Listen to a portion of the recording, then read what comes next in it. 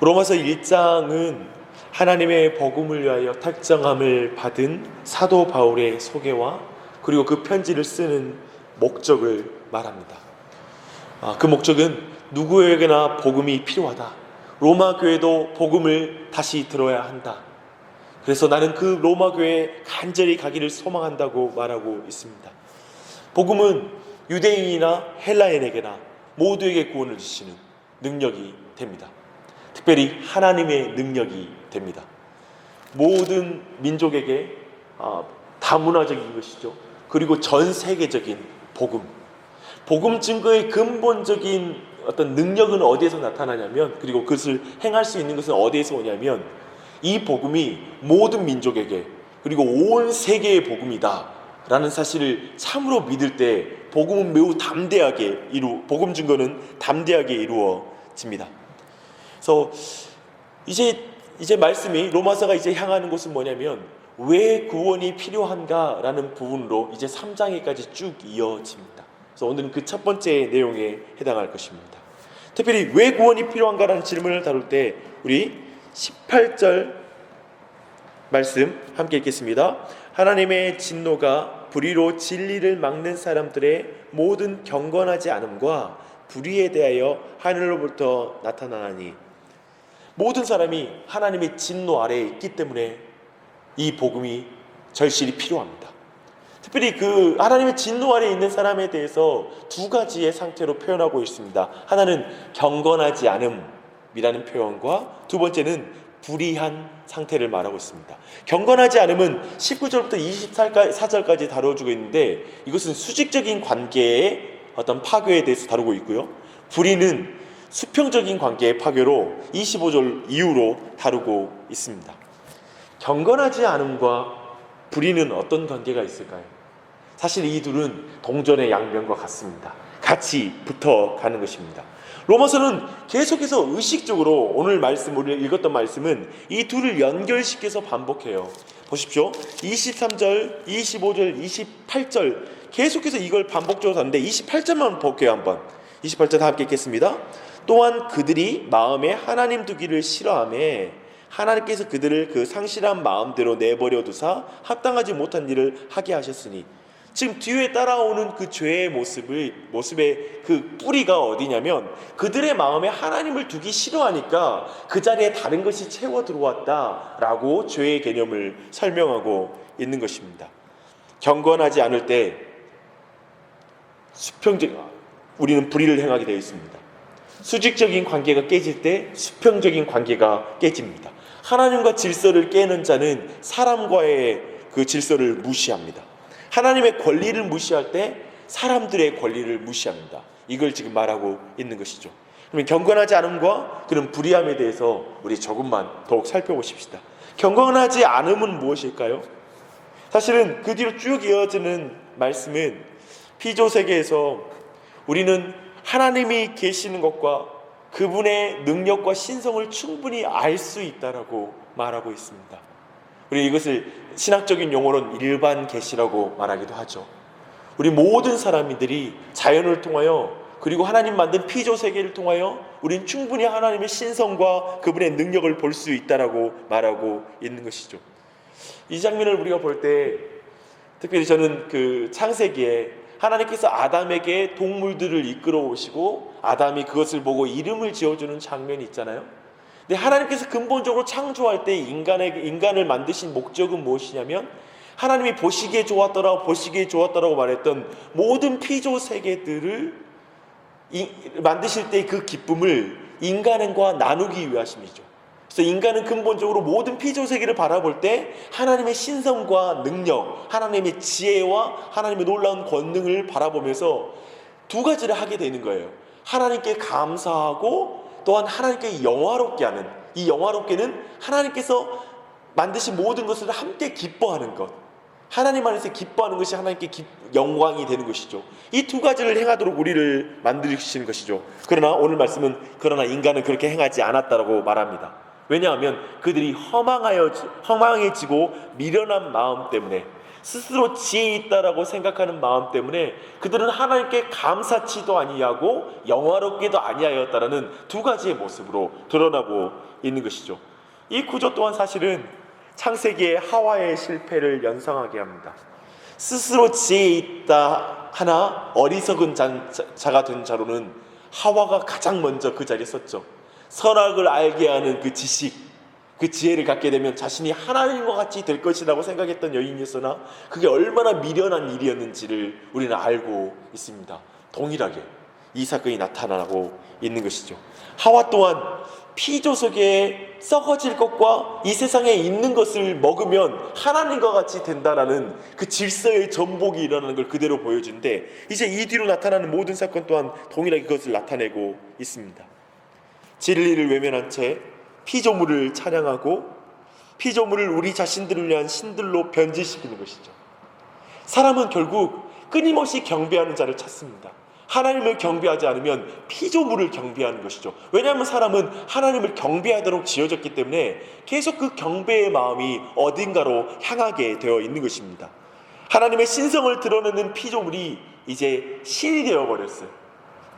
하나님이 만든 아름다움이, 하나님의 능력이, 그리고 그 능력을 드러내는 피조물이 이제 사람들에게 신이 되어서 경배하는 대상으로 바뀌어버리는 것이죠. 즉 하나님의 원래 만들었던 목적을 완전히 뒤바꿔버리는 것, 그게 바로 우상 숭배입니다. 삶의 한 부분에 머물러야 될 것이 삶의 전 부분이 되는 것, 물질, 그리고 우리 가정 안에 있는 어떠한 사람, 관계, 이 모든 건 삶의 부분이죠. 근데 그게 전부가 되었을 때 어떤 사람은 돈에, 물질에 중독되고, 그리고 사람에게 집착하고 성에 집착하게 되고 끊임없이 중독으로 갈 수밖에 없는 그런 상태가 되어버리는 것을 드러내고 있습니다. 삶의 한 부분이 전부가 되었을 때 하나님이 주신 모든 좋은 선물로 하나님을 욕되게 하는 우상 숭배에 빠지는 것, 그게 바로 경건하지 않는 자의 상태인 것이죠. 경건하지 않음. 그렇다면 불의함이라는 것은 무엇일까요? 하나님을 경외하지 않는 자는 끊임없이 사람과 자연에게 불의하게 행합니다. 그것을 즉 파괴하는 자리에 서는 것이죠. 그런 모습들이 아까 우리가 보았던 25절, 23절 그리고 28절, 여기 모두 안에 이 모든 것이 결국 수직적인 관계가 파괴되었을 때 끊임없이 수평적인 것을 파괴한다는 걸 그대로 연결시키는 것으로 드러내고 있습니다. 로마서가 지금 1절에서 말하는 죄에 대한 개념의 내용의 핵심은 뭐냐면, 하나님과 관계가 파괴될 때 따라오는 결과로서의 수평적 관계의 파괴를 말하고 있는 거예요. 우리는 생각할 때 죄, 그러면 드러나는 죄에 대해서 우선 생각하는데, 로마서가 지적하는 것은 도리어 잘 보면 드러나는 죄는 하나님의 심판이라고 표현하고 있어요. 특별히 한번 24절 보십시오. 그러므로 하나님께서 그들을 마음의 정욕대로 더러움에 내버려 두사 그들의 몸을 서로 욕되게 하셨으니, 그쵸? 26절 보십시오.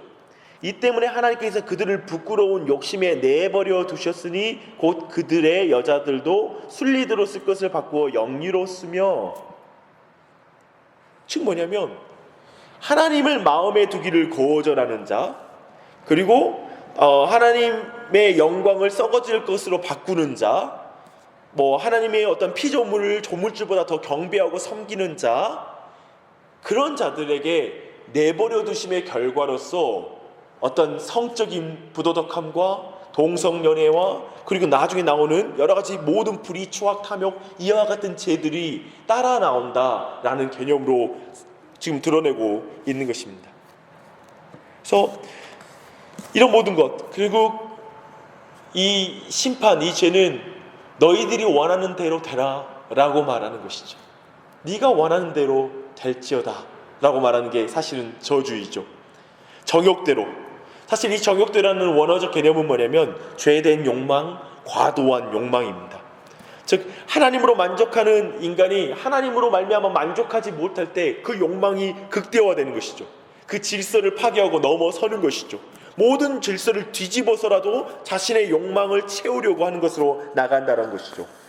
그런 것이 구체적으로 나타나는 게 동성연애이고, 즉 하나님의 질서를 경외하지 않는 자가 밖에 나와서 하나님의 만족을 얻으려고 할 때 결국 모든 인간 안에 성적인 질서, 남자가 남자를 그리고 여자를 여자를 취하는 그 질서 파괴로 나타냄으로 말미암아 욕망이 극대화된다라고 말하고 있는 것, 그렇게 말하고 있는 게 바로 죄입니다.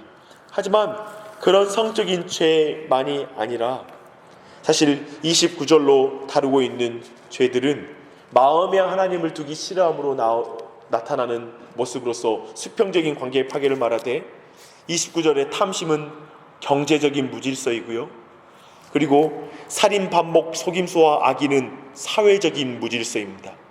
또 부모에게 불순종하는 30절의 말씀은 가정의 붕괴를 말하고 있고요, 31절에 우매, 불성실, 무정함, 무자비는 관계의 어그러짐 등을 말하고 있습니다. 이렇게 하나님과의 관계가 깨질 때 결국 이 수평적인 질서 또한 깨지는 것을 로마서는 분명하게 말하고 있습니다. 오늘 이 말씀을 우리가 함께 생각해 볼 때 우리는 하나님께서 하나님의 의로움이 드러나는 두 가지 방식을 로마서 1장 말하는데요, 16절 17절에 보면 하나님의 의가 드러나는 방식은 한 가지는 복음에 나타나는 하나님의 의입니다. 그리고 또 한 가지는 뭐냐면 죄인들에게 나타나는 하나님의 의, 그것이 바로 그 죄인, 오늘 하나님을 경건하지도 않고 불의를 행하는 자에게 나타나는 하나님의 의로서 그 죄들의 드러남, 그것들을 우리는 보고 있고, 마지막 날에는 이 두 사람의 길을 확인하겠죠. 하나님의 의가 십자가에 나타나는 것을 본 자는 구원을 얻을 것이요, 하나님의 의가 자신에게 쏟아지는 걸 경험한 자는 영원한 지옥 가운데 형벌을 당하게 될 것입니다. 우리 모두에게 어쩌면 이 두 가지의 길이 이 땅에서 주어지는 것이죠. 어쩌면 오늘 본문 안에서 우리가 알 수 있는 또 한 가지는 그저 하나님이 내버려 두시는 길과 하나님이 붙잡은 길, 하나님이 내버려 두는 사람과 하나님이 붙잡는 사람, 이 두 가지가 우리에게 있을 것입니다. 오늘 하루도 하나님이 우리를 붙잡는 그 길, 하나님이 내버려 두지 아니하시고 계속 나에게 관심을 보여주시는 길, 틀리면 틀렸다고 말씀해 주시는 길, 교정해 주시는 길, 하나님께서 계속 나를 자녀로서 자녀되게 만드시는 길, 그 길을 가는 복을 받길 바랍니다. 그리고 이 한 해를 그렇게 걸어왔고 새해를 바라볼 때에도 우리로 하여금 하나님을 경건하지 않고 불의를 행하는 그러한 길로 가는 우리의 가정이 아니라 참으로 하나님을 경외하는 경건한 길을 걸어가며 의로운 삶을 살아가는 우리의 가정이 되게 해주시옵소서. 그게 또한 우리 안에 간절한 오늘의 기도 제목이 되고 또한 새해를 위한 기도 제목이 되어야 될 줄 믿습니다. 그렇게 함께 기도하며 나아가십시다.